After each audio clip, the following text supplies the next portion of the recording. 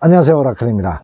요즘 제가 지속적으로 여러분의 질문에 대해서 답변하는 형식으로 영상을 만들고 있는데요. 조금씩 관심을 보여주셔서 다행으로 생각됩니다. 시청자님들도 각자의 의견을 그때그때 댓글로 달아주시면 거기서 또 주옥 같은 해답이 나올 수도 있으니까 서로 지혜를 모아가는 채널이 됐으면 좋겠네요. 그러기 위해서는 여러분들의 그 질문이 좋은 재료가 되니까 조금이라도 남녀관계에서 궁금하신 점이 있다면 제가 영상으로 설명란에 링크해둔 곳에 가셔서 질문을 남겨주십시오.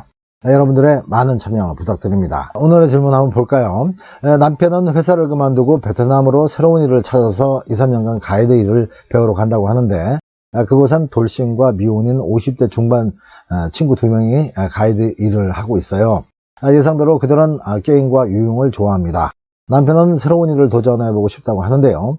아이들도 아직 초딩, 중딩입니다. 이미 올해만 2번 베트남에 한 달 정도 다녀왔고 너무 막무가내라 진지하게 이혼도 고려 중입니다 라는 질문인데요. 이 질문을 듣는 여성분들은 직감적으로 어떤 년 있네 있어 라고 생각하시겠지만 아닐 가능성도 반 이상 있는 거죠. 그러니까 먼저 무조건 안 된다고 생각하기 전에 몇 가지 더 신중하게 생각해 봐야 할 문제입니다. 사실 남편분이 베트남으로 가고 싶어하는 제일 큰 이유는 자신의 인생에서 큰 변화를 주고 싶은 마음 때문인데요. 이렇게 변화하고 싶은 욕구는 현재의 삶에서 생겨나는 답답함과 환경적으로 느껴지는 위기감이 중요한 원인이 됩니다. 무조건 베트남까지 가가지고 띵까라 뽕까라 술 먹고 여자 만나려고 그러는 것만은 아니라는 거죠. 그런데 이 원인의 해결은 해방감과 변화된 삶인데 여기서 크게 2가지로 그 목적이 달라지게 됩니다.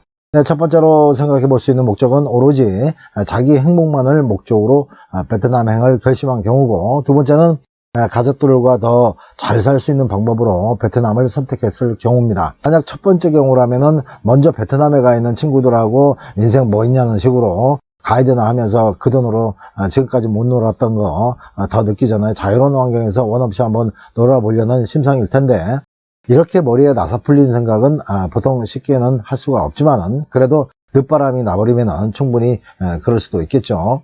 그리고 두 번째로 생각해 볼 수 있는 목적은 이게 가장 현실적인 상황일 수도 있습니다.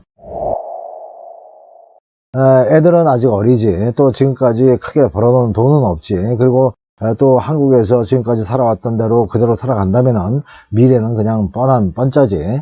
그러니까 우선 큰 전환점이 없으면은 나이가 들면 들수록 점점 더 서글픈 인생이 될 수밖에 없겠다는 위기감 때문에 조금이라도 젊었을 때 아이들과 아내를 위해서라도 그래도 한국보다는 좀 더 쉽게 돈을 벌 수 있을 것 같은 베트남에 가서 다시 한번 제2의 인생을 도전하는 마음으로 살아볼 목적일 수도 있다는 겁니다. 하지만 문제는 현재 아내분은 첫 번째 이유, 그러니까 친구들하고 방탕한 생활을 하지 않을까 하는 걱정이 제일 큰 것이고, 또 잘 다니고 있는 회사를 그만두고 불확실한 곳에 가서 불확실한 수익을 가지고 불확실한 미래를 만들어 가려고 하는 그런 것들이 너무 어이없고 불안한 거죠. 또 친구들이라고 맨날 술이나 처먹고 여자나 후리려고 하는 그런 떨거지들까지 낑겨 있으니까 이건 도무지 긍정적으로 생각할래야 할 수가 없는 겁니다. 그리고 영어는 물론이고 베트남어라고 무슨 신짜오 아니면 땀뺄 정도 알면서 무슨 가이드를 하고 무슨 현지 사업을 하겠다고 껍적대는지 도무지 이해가 안 된다는 거죠.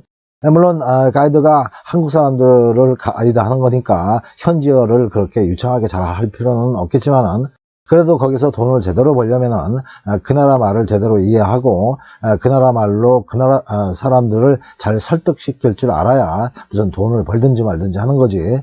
그게 잘 안 되면은 그냥 한국 사람들 등쳐먹는 사기꾼 되기가 십상이라는 것을 아시는 겁니다. 아무튼 질문자님은 남편이 느닷없이 자다 봉창 뚫는 소리를 하는 것 같고, 그래서 정신 좀 차리라고 옳은 소리 좀 하게 되면은 남편은 눈을 희번덕거리면서 아주 곧 무슨 일낼 것처럼 막무가내로 지 하고 싶은 대로 하려고 하니까 아내 입장에서는 대책 없이 자기 하고 싶은 대로만 하려고 하는 남편한테 확 질려서 그냥 다 때려치우고 이혼까지 생각하시는 것 같습니다. 사실 애들이라도 다 장성을 했으면은 가든지 말든지 아주 개고생 한번 해봐라 하면서 이런 질문 올리지도 않으셨겠지만은 문제는 애들이죠. 애들하고 오손도손 좀 잘 살아보려고 하는데 그냥 애들 클 때까지만이라도 묵묵하게 직장 지키면서 성실하게 살아주면은 더 이상 원인이 없을 것 같은 남편이 이따구로 나오니까 허파가 뒤집어지는 겁니다. 그런데 만약에 남편분이 자꾸 베트남에 꽂히게 되는 이유가 오로지 가족과 자신의 미래를 위한 목적이라면 사실 그런 일로 사니 못 사니 하는 것은 조금 성급하게 되는 거죠. 그래서 이 문제의 최선책이라고 생각되는 것은 일단 베트남행을 긍정적으로 생각하시면서 몇 가지를 체크해 볼 필요가 있다는 겁니다. 먼저 남편에 대해서 정확히 알고 계셔야 되는데요.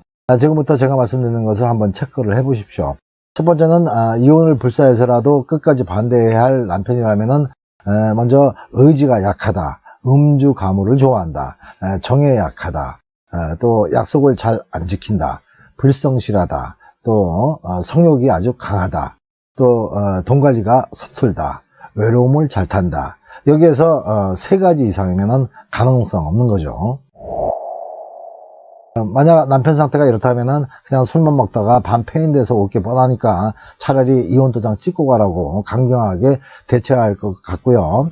반대로 조금이라도 진지하고 긍정적으로 생각할 수 있으려면은 남편이 책임감이 강하고 술을 못 먹거나 절제를 잘 할 줄 알고 또 잔정이 없으면서 어떤 것이든 배우는 것에 게으르지 않아야 합니다.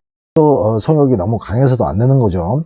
그리고 또 돈독이 들어있을 만큼 돈 관리가 철저해야 합니다. 이건 모두 갖추고 있어야 되는 건데요. 만약 이 정도가 된다면 남편한테 마지막으로 베트남에서의 계획을 조목조목 문서로 작성해 달라고 해야 합니다. 사업계획서 같은 거죠. 현지에서 정착계획, 그리고 분기별 수익계획, 또 국내 송금계획, 체류기간계획 등등을 아주 구체적으로 작성해 달라고 요구해야 하는데, 이게 왜 필요하냐면은 일단 아내를 설득하기 위한 최소의 노력은 보여야 하는 것이고, 또 이런 걸 작성하다 보면은 남편분도 머릿속에서 막연하게 생각했던 것들이 아주 이성적으로 정리가 되면서 문제점들이 쏙쏙 드러나기 때문입니다. 그래서 사업계획서 쓰다가 제정신 돌아오는 경우가 많죠. 이런 정성이 들어가 있지 않으면은 아내에 대한 도리가 아닐 뿐만 아니라 전쟁터에 총도 안 들고 나가는 것과 같이 별 생각 없이 나간다는 게 뽀롱이 나는 겁니다. 하지만 성향 체크도 괜찮고 또 사업계획서도 그럴듯하고 그 다음에 최소한의 안전장치가 어느 정도 된다면은 진지하게 한번 생각해 보시는 것도 나쁘지 않다고 생각이 드는데요. 이 안전장치라는 것은 기일을 정해야 된다는 겁니다. 최대 1년 정도 하다가 혹시라도 안 되면 포기하는 것과 또 1년 후에 돌아와서 재취업을 쉽게 할 수 있는 장치, 그리고 1년 동안 가정을 끌어나갈 수 있는 금전적인 담보가 돼 있어야 된다는 겁니다. 이런 것도 정하지 않고 그냥 나만 믿고 따라오라는 것은 너무 이기적인 것이고 아내 입장에서는 납득할 수 없는 상황이 되는 겁니다. 하지만 이런 안전장치가 어느 정도 된다면은 1년 후에 이혼을 하던 지금 하던 별반 다를 게 없고, 이혼을 순순히 안 해주면은 어차피 소송까지 가야 하는데 소송 한번 하면은 1년은 기본이니까 이혼을 1년 후로 미룬다고 생각하시고 오히려 격려하고 믿어주는 모습을 보이는 것이 현명하겠죠. 만약 안전장치가 어느 정도 되고 또 성향적으로도 가능성이 있고 사업 계획서까지 괜찮아 보인다면은 새로운 기회가 될 수도 있으니까 한번 믿어 보십시오. 어차피 갈라고 마음먹은 남자 되돌리는 건 쉽지 않습니다. 그런데 남자 성향으로 봐서 택도 없는 상황이고 일자리를 잃고 나면은 재기하기도 힘들 것 같고 무슨 사업계획서 같은 개떡 같은 소리 하냐고 소리나 질러 쌌거나 아니면은 사업계획서라고 몇 자 적긴 적었는데 당최 뭔 소리를 하는지 알 수가 없으면은 지금 당장 금전적으로 최대한 확보를 해 놓으시고 이혼까지 단행하겠다고 세게 한번 나가셔야 됩니다. 오늘 얘기는 여기까지 말씀드렸습니다. 연애가 힘드신 분들은 저를 알던 사람이라고 생각하시고 편안한 마음으로 연락 주십시오. 명쾌하게 해답을 드리겠습니다. 그리고 상담 내용은 저만 알고 있겠습니다. 상담 시간은 오후 2시부터 저녁 12시까지입니다. 소정의 상담료는 있습니다.